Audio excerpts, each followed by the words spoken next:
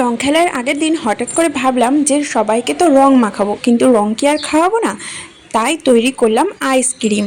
হ্যাঁ, তবে কিন্তু এটি ফুড কালার ছিল। আর আমি এভাবে মাঝে মাঝেই বাড়িতে আইসক্রিম তৈরি করি। জলের সাথে পরিমাণ মতো চিনি আর ফুড কালার মিশিয়ে এই আইসক্রিমটা আমি তৈরি করে নিই।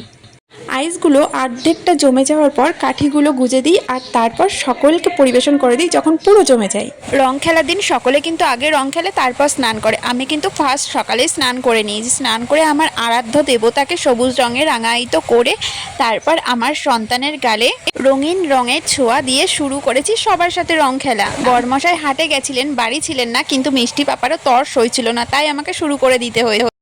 আমি আমার জীবনে এই প্রথমবার এত মজা করে হোলি খেললাম। ওই দিন সারাটা দিনই আমার সত্যিই খুব মজায় কেটেছে।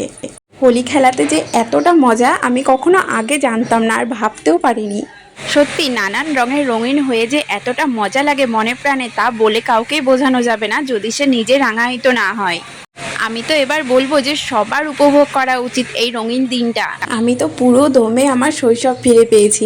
হ্যাঁ, আমার বাচ্চার সাথে চলতে চলতে মিশতে মিশতে খেলতে খেলতে বলতে বলতে ওর সাথে আমি পুরোপুরি আমার শৈশবটাকে ফিরে পেয়েছি। আর তাছাড়া আমার বড়দের সাথে মিশতে অতটা ভালো লাগে না যতটা ভালো লাগে ছোট ছোট বাচ্চাদের সাথে মিশতে।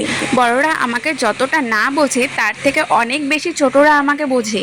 ছোটদের পবিত্র হাসি, পবিত্র মন আমার হৃদয় ছুঁয়ে যায় সব সময়। যাই হোক, ছোটরা আমার কাছে ভীষণ প্রিয়, কারণ বড়দের সাথে তো মিশলে শুধু দেখি যে হিংসা হিংসা আর হিংসা করতে। সেদিক থেকে ছোটদের সাথে মিশেই আমি স্বস্তি বোধ করি সব চাইতে বেশি।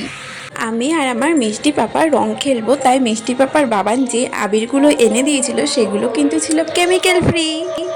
এই আবিরের টাচে কিন্তু কারোর কোনো প্রবলেম হয়নি। আবিরগুলো না সত্যিই খুব ভালো ছিল। আমি তো প্রথমে ভেবেছিলাম যে রং বাড়িতে বানিয়ে নেব, কিন্তু মিষ্টি পাপার বাবান বলল কেমিক্যাল ফ্রি আবির পাওয়া যায়, আমি তোমাকে এনে দেব। যাই হোক, আমার নিজের বা কারোর কোনো প্রবলেম হয়নি এই আবিরের টাচে, এটাই অনেক। আমরা খুবই মজা করেছি আর ভগবানের কাছে প্রার্থনা করি, ভগবান এরকম মজা প্রত্যেক বছর তুমি আমাদের জীবনে এনে দিও। দেখেছো তো মিষ্টি পাপার বাবান আমাকে বকলো কেন বলো তো? বকলো এমনিতেই ঘেমে গেছি, তারপর ওই অবস্থায় আবার আইসক্রিম খাচ্ছি বলে।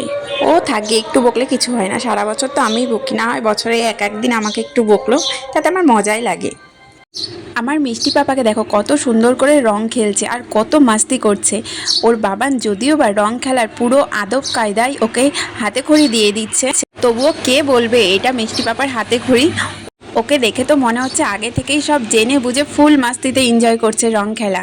মিষ্টি পাপার 1 বছর বয়সের রং খেলায় আমি আমার লিকুইড লিপস্টিক দিয়ে ওর গালের দুপাশে একটু দাগিয়ে দিয়েছিলাম, ওটাই ছিল ওর ফার্স্ট রং খেলা। আর এবছর দেখো ওর দ্বিতীয় রং খেলা।